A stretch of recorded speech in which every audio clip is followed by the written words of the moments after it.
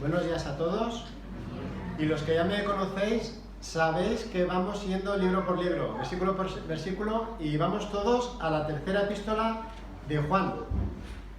Entramos en un nuevo libro. Terminamos la segunda epístola de Juan y nos adentramos ya a la tercera y última. Escribió 3 cartas. Y para poneros en contexto, porque las 3 cartas se escribieron prácticamente en la misma época, estamos en el siglo I, año 80 después de Cristo, más o menos. Está el Imperio Romano, que se está expandiendo por Europa y por África. Hay un emperador, que es el emperador Domiciano, y es la segunda persecución contra los cristianos. La primera fue Nerón. Acordaros de ese emperador que llevaba a los cristianos hasta el límite. Era capaz de quemarlos y ponerlos de antorcha para iluminar todo Roma. Con Nerón fallecieron Pablo y Pedro. Pero esta segunda persecución, que más o menos duró unos 30 años, porque fue un emperador que estuvo reinando del año 50 hasta finales del año 90. Vemos que también sigue persiguiendo a los cristianos y muy cruelmente. Y en esta segunda persecución hay un evento importante para los cristianos, y es que se van expandiendo. Allí donde son perseguidos, van saliendo y van a otras zonas en las cuales podrían estar un poco más seguros, pero aún así les siguen persiguiendo, y hace que el Evangelio se expanda, que vaya por todo el Imperio Romano.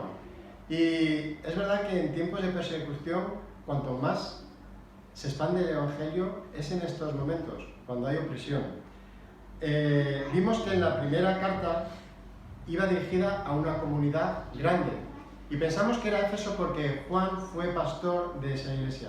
Y era una carta dirigida a esa iglesia, pero también que fuera leída para todos los que estaban en Asia Menor. Y vimos que en una palabra, el resumen de primera de Juan, es que Dios es amor. La segunda epístola de San Juan iba dirigida a una pequeña comunidad. Probablemente fuera en un local, en una casa en la cual se reunían unos cristianos, porque nos dice que es la elegida. Iba dirigida a una pequeña comunidad. Y lo más importante de la segunda epístola de Juan que podemos sacar es que Dios es verdad. Así que tenemos Dios es amor en primera de Juan, Dios es verdad en segunda de Juan. ¿Y con qué palabra nos vamos a sacar en tercera de Juan? Pues con ninguna. Porque más que tener alguna palabra que se nos quede, se nos va a quedar un ejemplo. Porque en tercera de Juan nos habla de 3 personas. Pero sobre estas 3 personas sobresale una, que es el hermano Gallo. Así que vamos a tener también 2 predicaciones de esta epístola. Una de conocer quién es Gallo, al cual Juan lo alaba, y la segunda predicación de un ejemplo que sí que tenemos que seguir y un no ejemplo que no tenemos que seguir. Uno de ellos se llama Diótrefes, que es el malo, y el otro está Demetrio, que es el bueno. Entonces hoy vamos a leer los 8 primeros versículos de tercera de Juan, que trata de un ejemplo a seguir. Gallo, acordaros, tercera de Juan, una persona que sobresale. Gallo. Dice así: el anciano a Gallo, el amado a quien amo en la verdad. Amado, yo deseo que tú seas prosperado en todas las cosas y que tengas salud, así como prospera tu alma. Pues mucho me regocijé cuando vinieron los hermanos y dieron testimonio de tu verdad, de cómo andas en la verdad. No tengo yo mayor gozo que este, el oír que mis hijos andan en la verdad. Amado, fielmente te conduces cuando presentas algún servicio a los hermanos, especialmente a los desconocidos, los cuales han dado ante la Iglesia testimonio de tu amor, y harás bien en encaminarlos como es digno de su servicio a Dios, para que continúen su viaje. Porque ellos salieron por amor del nombre de Él, sin aceptar nada de los gentiles. Nosotros pues debemos acoger a tales personas para que cooperemos con la verdad. Primer nombre, Gallo. ¿Quién es? No lo sabemos. Bien, es verdad que en la Biblia aparecen 3 personas que se llaman Gallo, uno que estaba en Macedonia, otro que estaba en Derbe y otro que estaba en Corinto. Pero no sabemos muy bien este Gallo a cuál de los 3 se refiere o si es otro. Así que está la duda. Es un nombre griego por lo cual probablemente sería una persona que era gentil, que se había convertido al cristianismo. Era un hombre muy común en la época y significa hombre del terreno, hombre que está ahí, que es natural de ahí. No sabemos quién es, pero sí que sabemos ciertas cosas de él. Y estas cosas las sabemos porque Juan ahora nos va a explicar qué características o qué persona era Gayo. Lo que sí sabemos es que Juan habla de él y lo alaba. Lo halaga por su actitud con respecto a Dios y con respecto a los demás. Por eso, hoy son 3 puntos de este mensaje. ¿Qué destaca Juan de Gayo? Primer punto, el testimonio de la verdad. Segundo punto, testimonio de su amor. Y tercero, una aplicación para nosotros. Tiene un buen testimonio de la verdad. Y acordaros que la verdad no es un concepto, no es algo moral. La verdad es Cristo. Entonces tiene un testimonio de Cristo que está dando Gayo en esa comunidad. Testimonio de su amor. Vamos a verlo del versículo del 5 al 7. Y este amor es reflejado de su amor con los que están alrededor de él. Así que él está dando un buen testimonio que anda en Cristo y un buen testimonio con los hermanos. Así que su testimonio es bueno con respecto a Dios y con respecto a los hermanos. Y en conjunto es ese testimonio que nosotros tenemos que dar. Si alguna vez pudieran hablar a nosotros, como a Juan le dieron este informe ciertas personas cuando llegaron a él, que tiene un buen testimonio en Cristo y que tiene un buen testimonio hacia los hermanos. Testimonio de la verdad. Los 4 primeros versículos. Su testimonio con relación a Cristo. Empieza diciendo el anciano, Juan. El anciano expresa, o empieza la carta expresando sus sentimientos sobre Gayo. Y Gayo, si lo que hemos leído de él, yo creo que debería ser una gran persona. Una persona con un buen corazón, porque lo expresa Juan con 2 palabras que se repiten constantemente. Juan tiene con respecto a Gayo amor. Versículo 1 nos dice 2 veces el amado, a quien amo. Versículo 9 empieza diciendo amado. Versículo 11 empieza diciendo amado. Así que tiene con respecto a Gayo una actitud de amor en Cristo. Y la otra actitud que le produce a Juan con respecto a Gayo es que tiene gozo. Lo vemos en el versículo 3. Pues mucho me regocijé. Y versículo 4. No tengo yo mayor gozo que... Entonces, cuando Pablo escucha, ¿qué opinas de Gayo? Amor por él. Y gozo por lo que él está haciendo en la comunidad y con Dios. Pero este sentimiento va mucho más allá. De decir, yo lo amo, yo me gozo con esta persona, porque hay unas palabras en el versículo 2 que dice, amado, yo deseo. Deseo. Esta palabra en castellano la decimos mucho y muchas veces. Te deseo que tengas un buen día. En Navidad la vamos a repetir 20.000 veces en WhatsApp, en copia-pega.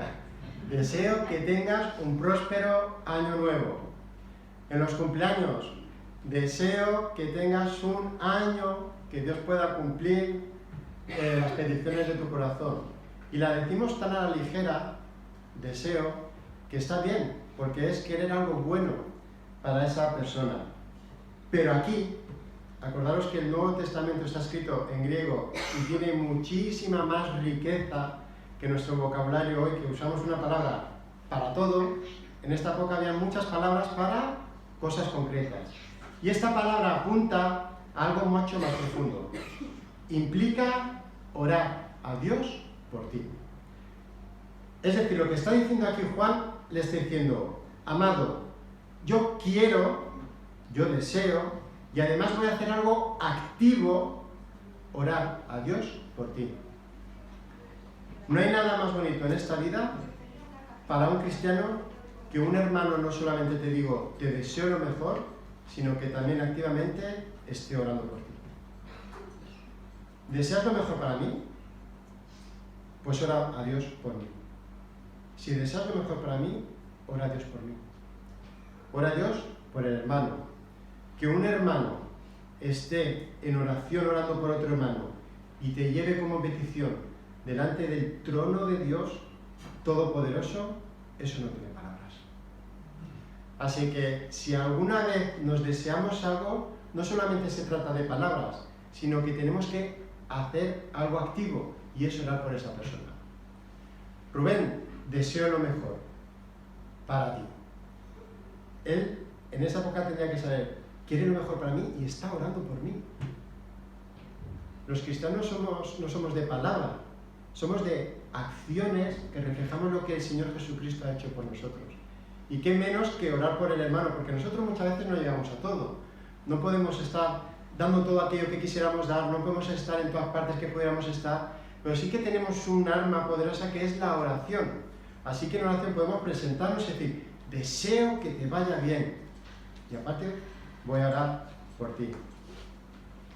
Orad unos por otros para que seáis sanados, nos dice Santiago 5:16. Nos dice que la oración eficaz del justo puede mucho. La oración es importante a nivel individual y a nivel colectivo como iglesia. Pero Juan no solo se preocupa por su estado físico, como leemos en el versículo 2, nos dice que deseo que tú seas prosperado en todas las cosas y que tengas salud, así como prospera tu alma. No solo se preocupa por la salud de Gallo, sino también por su vida espiritual. Nos dice que también prospere su alma.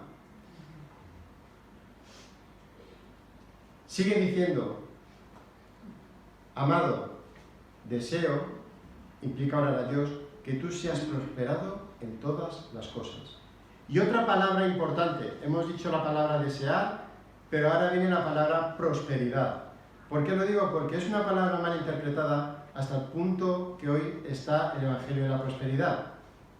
Aquel que te promete prosperidad económica, prosperidad de sanación total en tu vida, es un tema muy amplio para poder hablarlo. Pero eso no es Evangelio. El Evangelio no trata que tú vas a ser prosperado. El verdadero Evangelio es Cristo y lo que Él hizo en nosotros. No es lo que nosotros podamos alcanzar. Nuestro enfoque, el Evangelio, está enfocado en Cristo y su grandeza, no en el hombre y su grandeza. Fija tus ojos en Cristo, y Él es lo más grande, y en Él lo tenemos todo. Todo lo demás sobra. Cristo es suficiente para nosotros. Aquí prosperidad significa ayudado en el camino para alcanzar. Ese es el significado real que nos está diciendo el texto.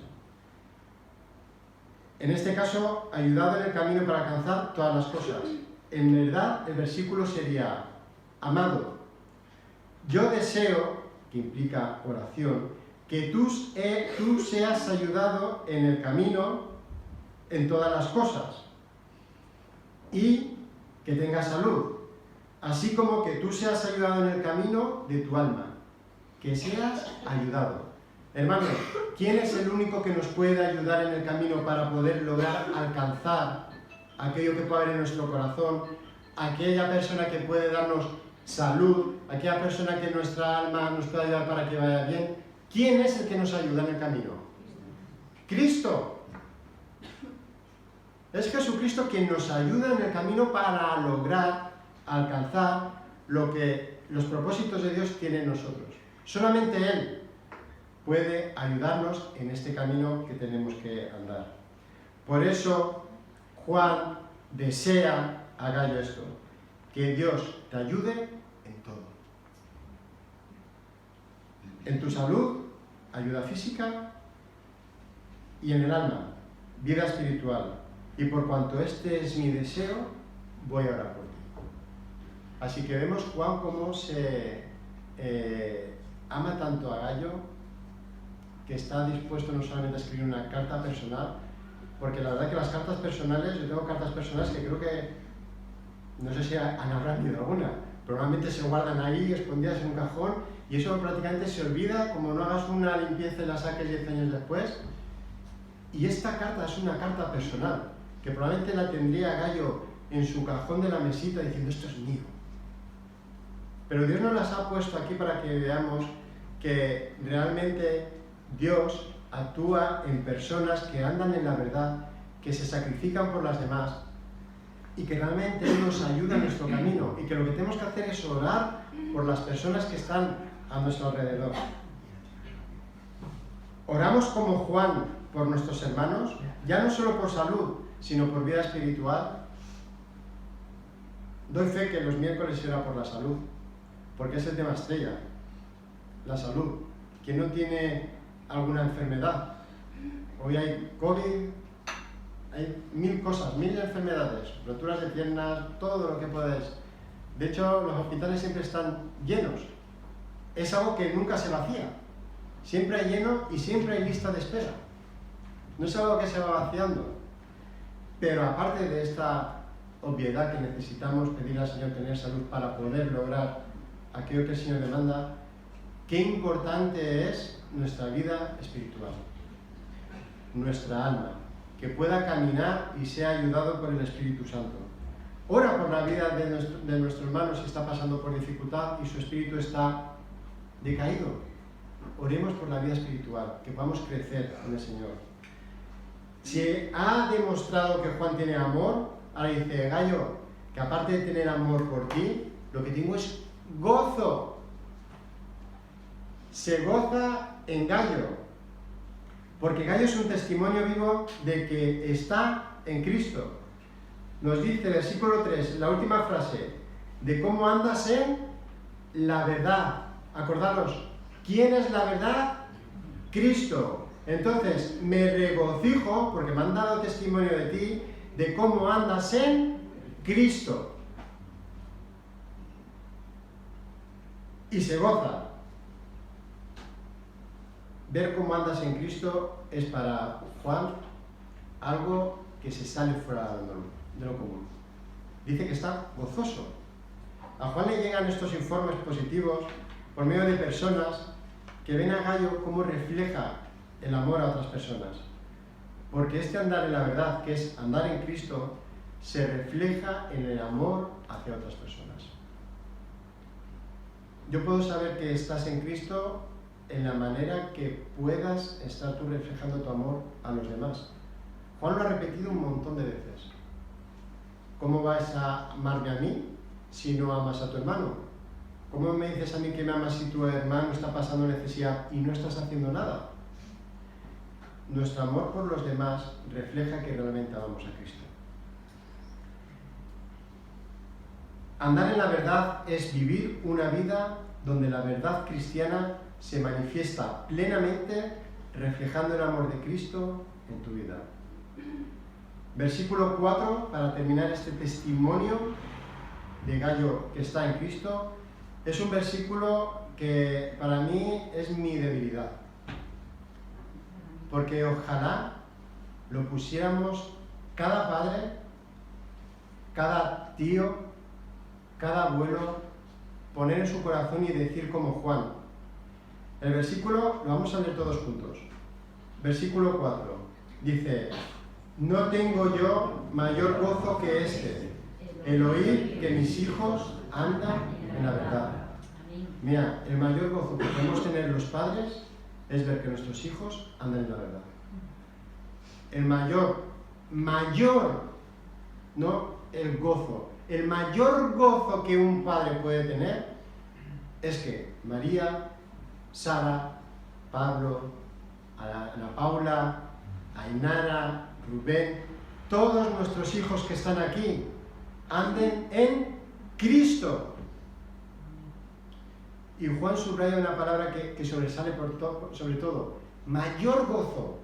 Mira, yo me puedo gozar cuando mis hijas sacan buenas notas, o puedan ser en el deporte alguna vez meten un gol y te gozas, madre mía, ya tocaba.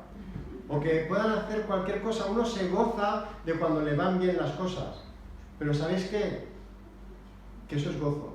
Pero el mayor gozo de todos es saber que ellos están en Cristo, que se arrepientan de sus pecados, que reconozcan al Señor Jesús no solo como Salvador de sus vidas que vamos al cielo, sino como Señor de sus vidas, que se sometan a la voluntad de Dios, que es buena y perfecta, aunque no lo entiendan muchas veces, pero lo que Dios nos manda es para que llevemos una vida agradable y no meternos en tantos problemas que a veces nos metemos.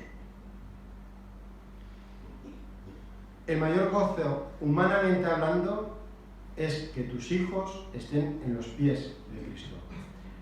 Y así como Juan desea ver a sus hijos en Cristo, esta congregación, la del Puerto de Sagunto, nuestro deseo es ver a esta generación a los pies de Cristo, que sean instrumentos, que vivan y anden en la fe. Por eso, ese deseo se debe de transformar en oración. No solamente desear, sino orar. Que eso es activamente lo que Juan está diciendo en el segundo versículo. Desear. ¿Para qué? Para que ellos sean prosperados, es decir, que sean ayudados en el camino por Dios, para que estén bien física y espiritualmente. De eso está hablando Juan. Así que, Gallo, gracias por tu testimonio en Cristo Jesús, porque andas viviendo la vida cristiana plenamente en Cristo, y eso se queda reflejado ahora en el segundo punto, en su testimonio de su amor, es decir, su relación con las personas. Porque ¿cómo demostramos nosotros nuestro amor a Dios? ¿Con decirle a Dios te amo? No, eso es muy fácil, decirlo. Otra cosa es hacerlo.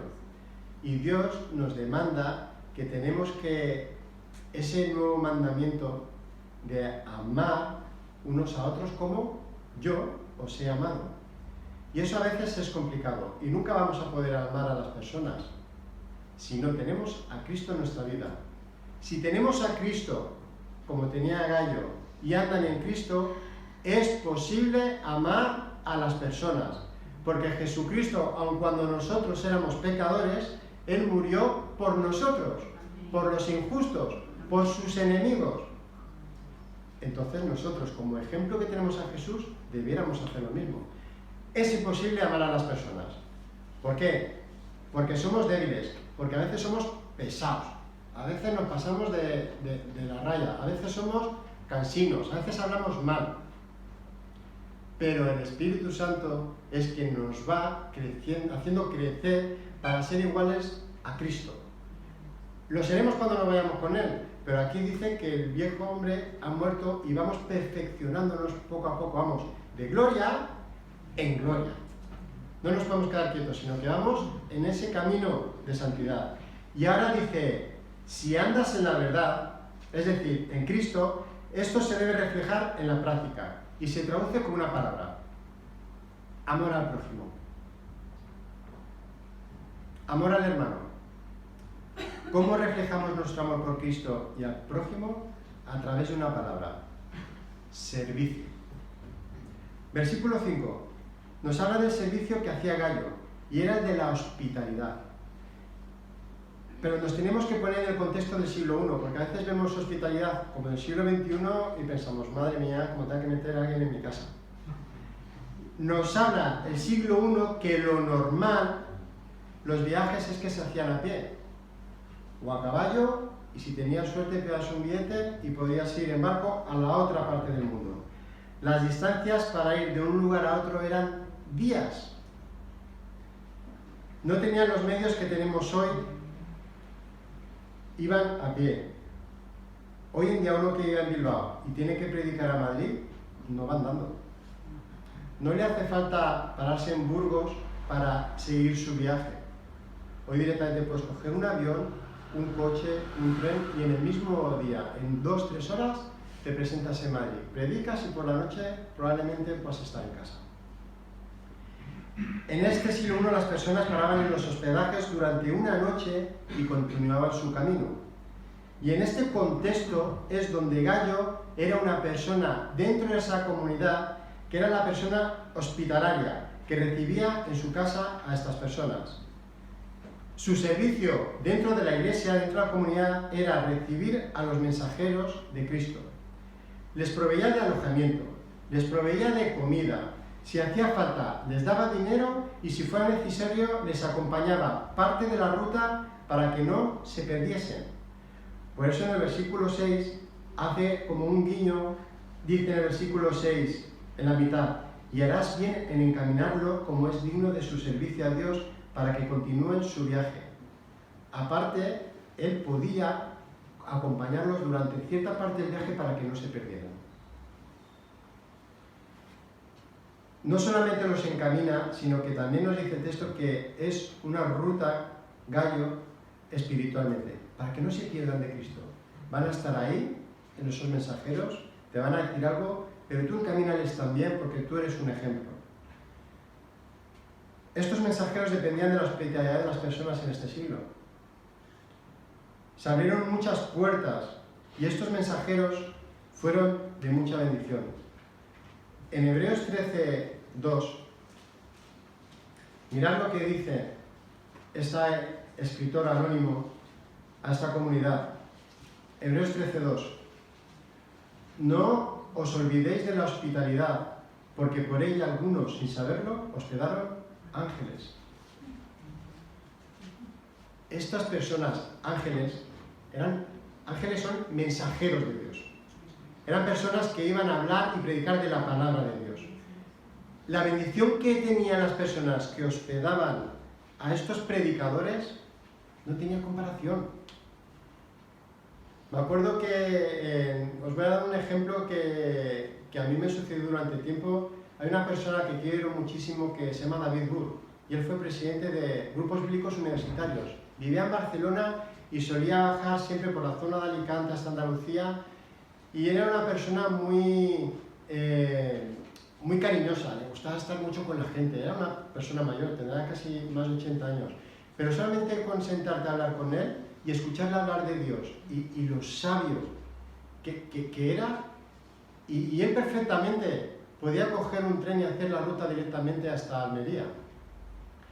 Pero llamaba y decía: Dani, ¿me puedo quedar en tu casa a descansar? Mirad, las mayores bendiciones que he tenido ha sido cuando venía David Burr a mi casa, se quedaba a cenar, hablaba del Señor, porque me ha bendecido. En la medida de lo posible, hermanos, si tenemos y hay personas que están dando el Evangelio y podemos estar con ellas, ya no te digo una semana, pero sentarte con ellas a hablar, que te cuenten ellos y nosotros escuchar, más que nosotros hablar, decir: madre mía, qué ejemplo y qué cosas me está dando para yo poder seguir en mi caminar. Es un privilegio. Son como los ángeles. Son como los ángeles, porque bendicen nuestra vida. Leyendo en este hospedaje, y lo he remarcado 2 veces, me preguntaba: ¿y cuántos se quedaban estas personas, estos mensajeros en casa de Gallo o de estas personas? Porque yo imagino que como en el siglo XXI hay familias numerosas. Dices: madre mía, si se queda 2 semanas, esto aquí hay que poner horarios de entrar al servicio, ir, recoger, tomar. ¿Cuánto tiempo? Imagínate que se queda 1 año, pensaba yo. Bueno, hay un libro que es la Didache, que son escritos antes del año 70, en el siglo I, que hablan sobre las costumbres sociales y las costumbres que tenían nuestros hermanos en el primer siglo dentro de las iglesias. Y fueron escritos por varios autores y se dice que normalmente los escribieron los 12 apóstoles. Acordaros, la Didache, buscarlo por internet. Y hay un artículo expresamente para esto, que dice así: que todo apóstol que llegue a vosotros sea recibido como al Señor, pero que no esté más de 1 día, o a lo sumo 2 si es necesario, pero si se queda 3 días es un falso profeta. Porque ya en este tiempo, como Juan nos ha dicho, hay mucho engañador, hay muchas personas que hacen comerciar la palabra de Dios, gente que gana con el Evangelio dinero a través del Evangelio, y ya lo reconocían en el primer siglo. ¿Cuántos más hay en el siglo XXI? Juan, Pablo y Pedro nos están diciendo una vez cada 2 por 3 en sus cartas que había personas que hacían ganancias deshonestas con el Evangelio. Cuidado, que estén 1 día porque se hospedan, que van a otro sitio, que van, cenan, duermen y se van. A lo mucho 2 días, pero si se queda 3, la consigna es que ese era un falso mensajero. Así que, fuera. Hoy, siglo XXI, Rara vez se queda un mensajero, un pastor, en casa de alguien por necesidad. Este servicio ya no es como el siglo I, pero se mantiene para nosotros el deber de servir. Eso sí que se mantiene. Servicio. El servir es una actitud que poseemos los creyentes para hacer algo por los demás sin esperar recibir nada a cambio. ¿Por qué? Porque lo haces por amor. Ya está. No hay ninguna otra motivación que hagas las cosas. ¿Para qué? Para que te vean, para que te aplaudan, para decir aquí estoy yo. El que ama al Señor Jesucristo, está en Cristo, lo hace por amor. ¿Por qué? Porque tenemos el mayor ejemplo en nuestro Señor Jesucristo, que de sus propios labios dijo: yo no vine para ser servido, sino para servir. Y vemos cómo hizo haciendo bienes físicamente, sanando a muchas personas, dando de comer a muchas personas, sino espiritualmente. Cómo perdonaba los pecados a las personas. Pablo, a la iglesia de Filipos, nos dice en Filipenses 2, de 5 a 7, nos dice así: haya pues en nosotros, este sentir que hubo también en Cristo Jesús, el cual, siendo en forma de Dios, no estimó el ser igual a Dios como cosa que aferrarse, sino que se despojó a sí mismo, tomando forma de siervo, hecho semejante a nosotros. Y vemos esos 3 años que estuvo en la tierra, cómo hacía bienes a las personas. El servicio es indispensable para los cristianos. En Gálatas nos dice: si nos servíos por amor los unos a los otros. Y esta tiene que ser la motivación, el amor hacia los demás.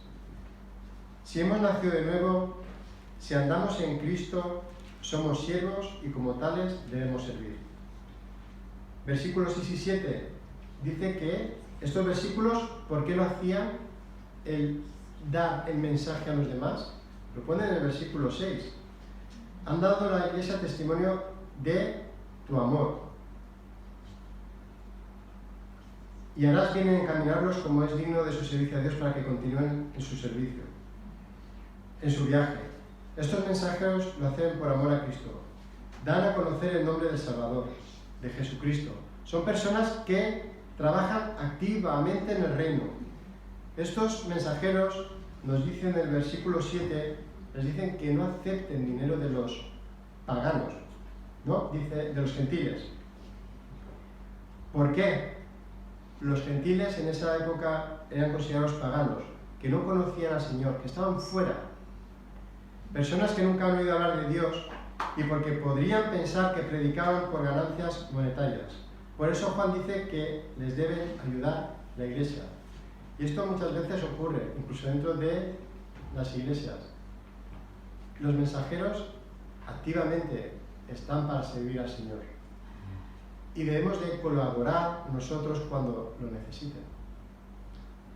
Y los gentiles, los paganos, eso no lo van a entender. Muchos van a decir: está ahí por dinero. ¿Y cuándo lo está diciendo? Que no pidan a los gentiles, porque ellos no entienden de qué va esto. Si Dios suple todas las necesidades, ¿pero a quién usa? A nosotros, para servir por amor a otras personas. Tercer y último punto, la aplicación. ¿Cómo empieza el versículo 8? Nosotros, pues, debemos. Aquí hay algo que tenemos que hacer. En este siglo I, Juan pone: nosotros pues debemos, dice, acoger a tales personas. ¿Para qué? Para que cooperemos con la verdad. Siglo XXI. A lo mejor no podemos acoger a gente en nuestra casa porque puede ser pequeña, por cualquier motivo. Pero el versículo debería ser así. Este es el versículo. Pero para que tenga aplicación para nosotros. Nosotros, pues, debemos, puntos suspensivos, para que cooperemos con la verdad. Y hay una palabra que encaja aquí, y es la palabra servir. Versículo 8. Nosotros, pues, debemos servir para que cooperemos con la verdad. En este caso era la hospitalidad. Hoy hay muchas maneras de servir a nuestros hermanos. Si sirves a nuestros hermanos, nos dice que estamos cooperando con Cristo, que es la verdad. Cooperando con Cristo, el cual es suficiente para hacer todo mucho más de lo que pensamos. Él puede hacer mucho más. Así que cada vez somos más aquí en la iglesia, hay más necesidades y también más necesitados.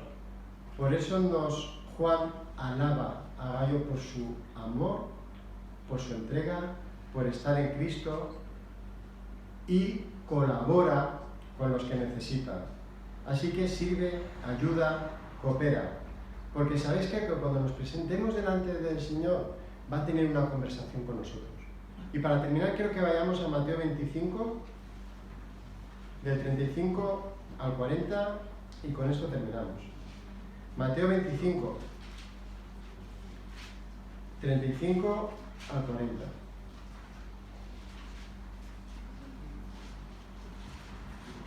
Del 34, que es donde empieza a hablar el Señor Jesucristo.